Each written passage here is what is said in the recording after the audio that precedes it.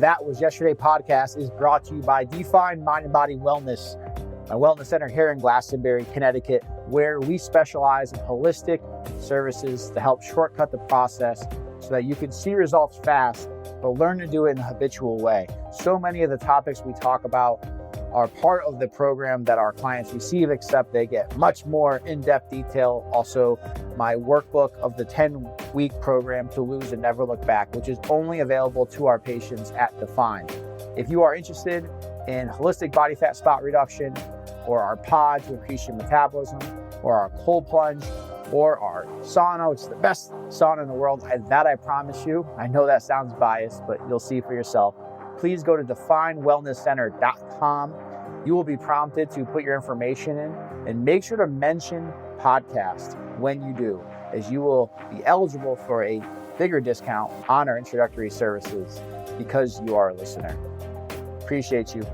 Have a great day and enjoy today's podcast. What's up, and welcome back to another episode of the That Was Yesterday podcast. I'm your host, Joe Carabasi, and today I am taking you through one of the live trainings from the Food Noise Challenge that I put together. And so there are 3 of those live trainings, and then in the Food Noise Challenge, which takes place in my online inner circle, if you will, training platform, there are daily small prompts as well as 5 to 15 minute audios with some light hypnosis to help reinforce these changes. So the lives that I'll be sharing here on the podcast are essentially the teachings that I did live. And then there's a whole other component to the Food Noise Challenge. So if you are somebody who has a lot of food noise or feels like your cravings are uncontrollable, I highly recommend you at least start with a 5-day Food Noise Fix Challenge. You can access that at definewellnesscenter.com/food noise. Or if you are one of our active Define patients, you have active credits with Define, and you are in my online platform already, which, by the way, is free and available to all of our current Definers, then you will actually find this Food Noise Challenge if you click under Classrooms on the platform. So, with that said, enjoy today's talk, and I'll see you in the next episode. Here we are, baby. Day 5. Now, I recognize for some of you guys, this might have been not as you hoped, right? Life got busier than you expected. But if that is you, you're still here, right? You're watching this now, which means you've made progress more than you had the week before of working towards something that has been affecting you. So props, that's awesome, right? Self-sabotage loves to tell you, hey, all or nothing, perfect, get it right, or it's not worth it. Yeah, that is the number one culprit, right? Ultimately boils down to self-sabotage, finding reasons why you can't, shouldn't, won't, why you will not move forward towards your goal. That's self-sabotage, and it is a chameleon. It will sabotage and disguise itself as rational. It will disguise itself as like the way of, it's going to use whatever it can against you to prevent you from moving forward. So all of that to say, if this week didn't go exactly how you wanted in terms of like following the challenge, you weren't able to participate in the way you would have liked to, it's okay. You still made progress. And so you got to acknowledge that. Small hinges swing big doors, right? And this was a big step.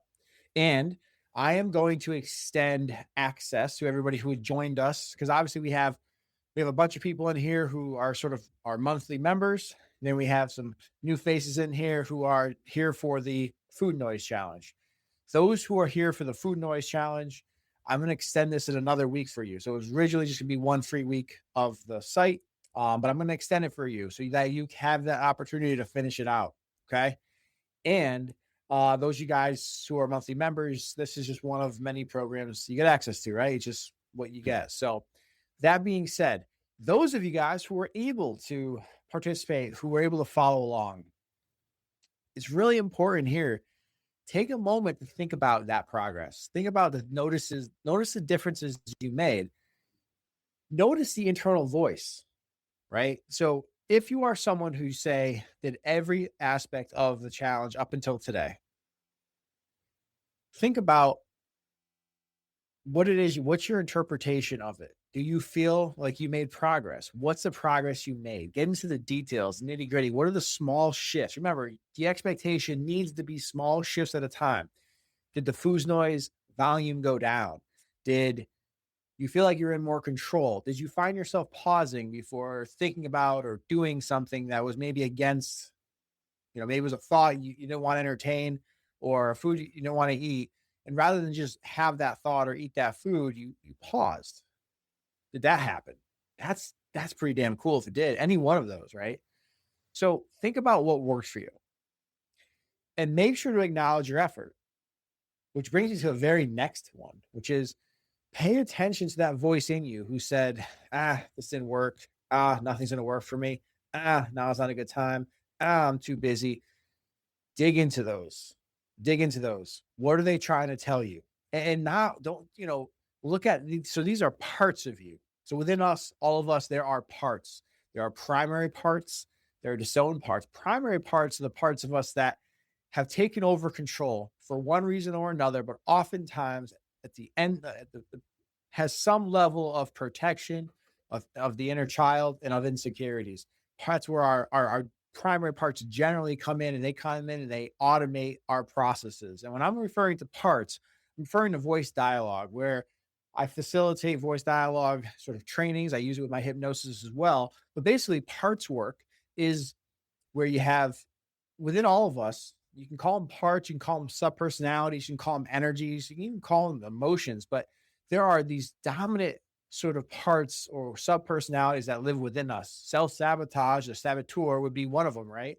That live within us that can get us to feel like this is who we are. When really it's just a strong part of you that's there because it's protecting something, some sort of fear, anxiety, or insecurity. And often, almost always, any sort of weight loss struggle all goes back to the inner child, right? So when you can objectify your emotions, I know that sounds like a bad thing to say, but if you can objectify your emotions, you create space, you can start to understand what's there. And now you can start to sort of heal rather than just working on the external, expecting everything to change. And you find yourself stuck in the same patterns. Well, you find yourself stuck in the same patterns because nothing was ever really resolved inside. It was just sort of external change. The old cliche, wherever you go, I just butchered that. Wherever you go, there you are, right? Now, primary parts, we have disowned parts. Disowned parts are those parts of us that are deemed as bad or negative, that we essentially look down upon for some reason, or that are just dormant, that we don't allow to come out, right? I see this a lot working with, most of my weight loss hypnosis clients right now are in and around menopause. And almost all of them, you wouldn't expect them, and they don't expect of themselves, to have this inner rebel energy in them. And yet it's there, and it was there, and it was a part of their life when they felt alive, which for some was, 5 years ago. For some, it was 50 years ago, right? It just depends on the individual. But that's a really important part of you. That's not like out there just like committing crimes and breaking the law or being irresponsible. It's not that. I mean, of course, that was a part of adolescence and that served a purpose. But the inner rebel is an important part that if you don't take out of the shadow and spend time with and look at, and there's going to be a part of you that's going to seek out resentment. And that can manifest in ways like overeating, believe it or not, because eating for some is something they can control. They can do without anybody else there at any time. And that, in a weird way, feeds the inner rebel. But the inner rebel's real intention and what feels pure to you, often in that circumstance, is in your shadow. It's with you no matter where you are, but can't really see it. So that would be an example of a disowned part. And if you think about the psyche as one, think about it like a vehicle, right? Unless you are intentional. Remember, the very first thing we talked about with food noise is awareness. And to get awareness, you got to settle your nervous system. So you settle your nervous system, you get awareness. That's where things can really start to change. And so if you don't have that awareness, your psyche if you think of it like a car, would be such that your primary parts are in the front seat, controlling the wheel, controlling the direction. Your disowned parts are locked in the trunk, scared, in the dark, stuck. You bring in awareness and you start to look at what are these primary parts? Where do they come from? Why do they come into our life? What are they trying to protect? And then you go in the back and you open up the trunk and you let out those disowned parts and you start to get curious about them. Why do you feel like you are stuck? Why do you feel like you need to be in the dark? Why are you bad? Or why is this negative? You try to explore what those feelings are. All of a sudden you gain awareness, and that gives you back the control. I worked with hundreds of people with anxiety, and I will speak. I would love someone to prove me otherwise, because I'm here for it. Because I believe in you. I believe in people. I believe in people's ability to change, because I understand this really well with this parts walk, and I know it because I've studied it, I lived it, and I see it transform with so many people who have been struggling for years. But what I'm saying is I don't believe that you are, and if you are somebody who has a lot of anxiety, and oftentimes these people identify as an anxious person and get referred to as an anxious person. That matters, by the way. What you say about yourself is writing your identity. What you allow others to say on your behalf and take it as their own allows them to shape your identity. So we refer to as, she's anxious. I'm an anxious person. That starts to manifest as who you are. That's not who you are. That's just a part of you, the primary part of you that is taken over because it is scared. And if it's using anxiety, which all anxiety is a signal, it's a signal. That's it. That's it. That's all it is. Full stop. It's a part of our evolutionary DNA that is a signal of an imminent threat. Most things we are anxious about are not imminent threats in our world right now. Okay.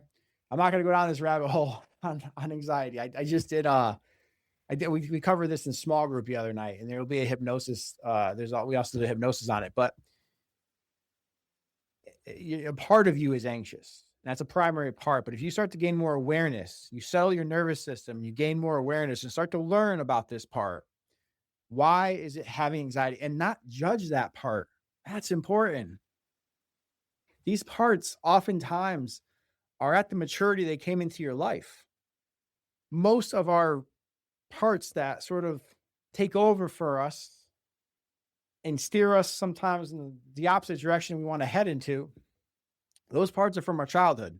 So just as you wouldn't, I wouldn't go to my 5-year-old son who's crying about, or my 5-year-old son, my son is 3, my daughter's 5, but I wouldn't go to my son who's 3 years old and, I wouldn't yell at him for crying because his toy broke. Like, what's wrong with you? What? It's his freaking toy. You have 1 million of them. I would never say that to him, right? For him, that's really important in his world. Well, these parts of you are the same. So if you're getting mad at that part of you who is anxious, who, by the way, is already scared, well, what you're doing is you're really creating more friction, and you're going to make it repel against you, and you're going to start to oppose each other, and you go in the opposite direction. But when you can look at it like your child, with love, with empathy, with genuine curiosity, like, by the way, that's like such a parent thing, right? Like, how cool is it as your kids develop more and more? My kids are young, but I'm sure it only continues. Your kids are changing. It's like, I find it fascinating to just watch them and hear what they have to say, like, without being prompted. That's interesting, right? It's like, where did you even get that from? Like, who like, they say stuff sometimes. I'm like, who told you that? Where did you learn about that? It's just, it really is cool. But if you treat your parts like that, the part of you who is anxious, all of a sudden there's a conversation, there's love. There's not judgment. What do you think the really part of you who's scared, what do they need the least? They don't need judgment. They don't need anger, right? They need love. They need compassion. They need someone to listen and support. And so, no, I don't think anybody is naturally anxious. And I don't care how long you've been anxious for. And people who say they tried everything, well, I don't know. Have you really put effort into this work? I don't know. I've never had anybody who has not reduced anxiety, and I've worked with some pretty serious cases. So all that to say, there are parts of us. And so turning that back into what we're talking about with food noise is that when you are doing anything, whether it's this noise for a 5-day food noise challenge, or it's any sort of goal or new job, it's normal to have parts of you critiquing you along the way, critiquing your effort, critiquing how good or bad you're doing, and everything else. That's normal. So that's a good thing, though. That means you're at bat, right? Yeah, okay, maybe you strike out, but at least you got up to bat. Guess what? Think about baseball for kids. The kid, who do you like? Let me just ask you. Like, I just want you to answer this one for me. All right. Imagine 2 kids and try to separate yourself emotionally from this. I want you to be as objective as possible. There are 2 kids. One kid joins the baseball. So, well, let me say, both kids have no baseball experience, are not at all athletic. Their parents are not athletes. They've never picked up a baseball or bat ever. Okay. Both of them. Kid A says, I want to play baseball. It looks like fun. Kid B says, I don't know how to play. I don't want to look embarrassed. I'm not going to play. Kid A plays, strikes out. But he keeps playing, right? Kid B never starts, ever. What do you think is better for each respective kid's life? Step up to the plate, take a chance, give it a shot, learn, and then commit to at least for a short period of time, a season, or not even quick before you even start. Not because you don't want to, because you actually like have an interest in it, but you don't because you're worried about what could happen. And what could happen is not at all life-threatening. But so you just never do anything. Like, honestly, objectively, which is better for that each respective kid? Of course it's A, because that is the formula for life. You start something, it doesn't go the way you want it to. You can't quit everything all the time. If you do that, you're never going to end up anywhere. And you know that because you're successful. Maybe it's not with your health. Maybe it's as a professional. Maybe it's as a parent. There's something in your life you're really good at. Maybe it's a passionate hobby. I don't know, but I know there's something. And in that thing, it wasn't an easy journey. And I'm sure there was times you wanted to quit, but you kept going because it was important to you. And notice you've gotten better and better. Like if you're constantly putting energy into something, you're getting better and better. Now you could say, well, I don't do that for anything. Well, I bet you do. Like watching Netflix every single night, like you're getting more and more locked into the story. You're thinking about story more. Like you're getting better in that way. It doesn't matter. Whatever you put energy on grows. So if you can just allocate that idea of like, it's not about how good or bad I do. I might strike out, but at least I'm in the game. And no matter how I do, I can get better. Again, like an objective question for you. We'll just think about baseball because it has nothing to do with anything else. Wink, wink. All right. Let's imagine A and B. So baseball A, who is not good at it, strikes out. Can you objectively say if he shows up for practice, let's just say he puts no other effort in, but if he at least practices and plays a game in a full season, would he have gotten better? Of course. Now, we're not saying he's going to be an all-star, but the point is from start to finish, there would have been development and growth. Has nothing to do with any extra effort other than showing up minimally. The key is he was just showing up. And by osmosis, you get better because you get better awareness. And when you get a better awareness, it's honestly, it's just exposure therapy. Really, all it is 101 exposure therapy. The more you see and do something, the more comfort you have, the more interest you have, the more you think about it, and because the more comfortable you are, you can start to be more free with it. The more free you are, The more your mind opens up, the more your own mind opens up, the more you absorb, the better you become. That is the formula for anything. So our issue as humans is getting in our own way, self-sabotaging. Oh, you did horrible this week. Oh, nothing changed. No, don't do that to yourself. So even if things didn't go your way, get curious about what those parts are. What are they trying to tell you? And if you can do that, not just with this, but all things, you're going to find yourself in more and more control and less fear, by the way, because when you objectify your emotions, you recognize, oh, I actually have zero control of the outside world outside of myself, but I actually can control how I feel and what I focus on. And look, you're going to be reactive in moments. I'm reactive. I'm not, please don't allow me to sound as if I'm on some soapbox talking down to you at all. I'm a human. These are things I work on regularly. I am by no stretch perfect, but I can tell you I'm a lot better than I've ever been.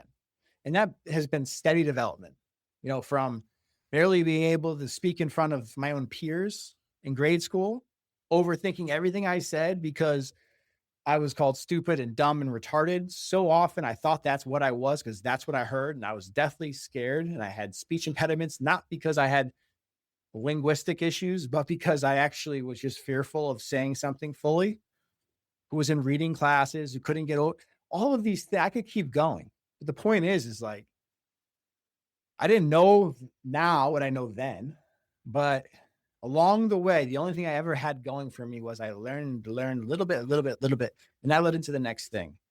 And it's a process for me still. And honestly, I think it's a process for everybody. Nobody gets through life you look at some people, you're like, oh, they're not, I wish I was like that. Be careful because they may look a certain way, but I can tell you, I've been around multi-millionaires, very successful people, professional athletes, all walks. I've been blessed to be around a lot of different people. And let me tell you something. There's a lot of issues going on. They're human just like us. Everybody is on the same playing field. We are humans, and humans are complex emotional beings, and emotional beings are going to be reactive. And if you don't take effort to take over control, you're going to lose control, and those emotions will take over. Your primary parts will be driving your psychic vehicle. Very important parts of you that at one point led to fulfillment or potentially could lead to fulfillment are locked in your trunk. So you have awareness because you started this journey. But what happens next is on you. It takes regular effort. As I mentioned, I'm going to continue to keep those you guys who are in the challenge group in for the next week to just make sure you get a fair effort. I get life gets busy. And I back up what, all that I'm saying, right? But at the end of the day, you got to take action.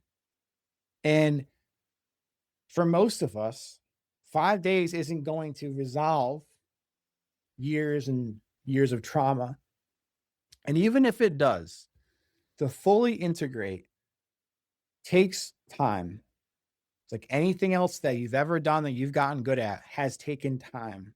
And what I can tell you, having worked with so many people, is the most important part is the start, getting started, as I just mentioned. Then from there, it's getting over the next hump, what I call the old crabs in a bucket, right? You ever heard that analogy where you take crabs and like, this is a real thing. Like if you can look it up on YouTube too, you can see it. But if you take crabs and you put them in a bucket, at one point, some crabs will separate themselves and climb up. And what the other crabs do is try to pull them down. Like, this is not my story. This is that, watch it. It's pretty fascinating. Not to say there are people in your life that would do that, but there oftentimes are, whether they do it on purpose or their own issues are just projecting out on you. I always say hurt people, whether or not they mean to do so. So that's a thing. There are those crabs in real life. Then there are also the crabs that exist within you. And these are the most powerful because they disguise themselves as reason because they're in you. You got to remember, you're the one who hears them, right? You hear me right now. You're not me, right? If you were to talk, I would hear you. I'm not you. You hear their parts of you. And if you don't draw that distinction, then they're going to run the show. And I can guarantee you're going to find yourself stuck in the same loop until it's resolved. So after you start, the most important thing is to fully integrate it and stress test it, as I say. You got to let life hit you. And then how do you respond? It's like the perfect analogy is like New Year's resolutions. People set these massive goals, right? And I've done it before too. And really, that's just self-sabotage because you set a massive goal and then motivation wears off and it becomes too hard to continue because you just find yourself justifying reasons why you can't, shouldn't, won't. Self-sabotage just takes over fully. And so self-sabotage can also sometimes be like, all right, I'm just gonna do this on my own, right? You know that to be true about people who oftentimes will have a home gym who don't use any of the equipment, right? Like there's no quicker commute to a gym than that, right? And I'm not here to judge because again, I understand how powerful it is. But at the end of the day, like even if you just committed to 5 minutes, just like touching different weights for 5 minutes a day, pretty soon you'd start to pick them up. Pretty soon you start to notice a difference. Like you could do that. I don't care who you are and what you got going on. But again, it's not about rational reasoning sometimes when the internal forces are taking over. So I would just say this, if this has been something, food noise, body image, sense of self, confidence, anxiety, all these things are sort of connected in some way. But if any one of them has been something that has troubled you, then I would definitely recommend you stay within a program length of at least 60 days with me.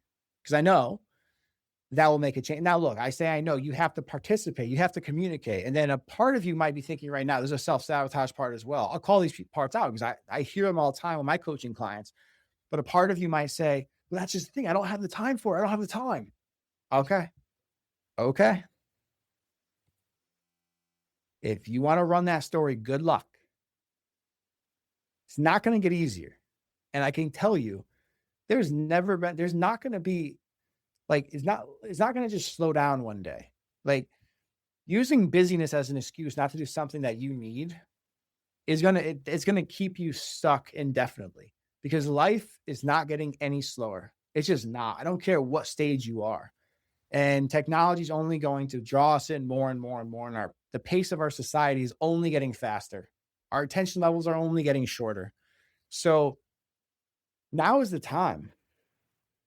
And look, you gotta want to do it. And if you are though, let me know because I'm going to be offering an extension of this program, basically group coaching with lives every week, as well as a continuation of the actual program itself, because we got to restart. There are layers here, as you know. So if that's something that interests you, let me know by the end of, end of this next week. And then you might be listening to this later on and feel free to DM me if it's still open, we'll get you in. But, the crabs in the bucket, be aware of that. Not again, you're for yourself for sure, but also those around you. I know sometimes you can't you can't just separate yourself from some crabs that might be your family or somebody like that. But you can at least be aware of it. And that in and of itself will create some emotional distance, which is really needed. So all that said, I'm really excited for you. I'm really excited for what comes next. And if you have any questions about any of it, you guys know where to find me. Have a great day. Day 5. Done. Let's go.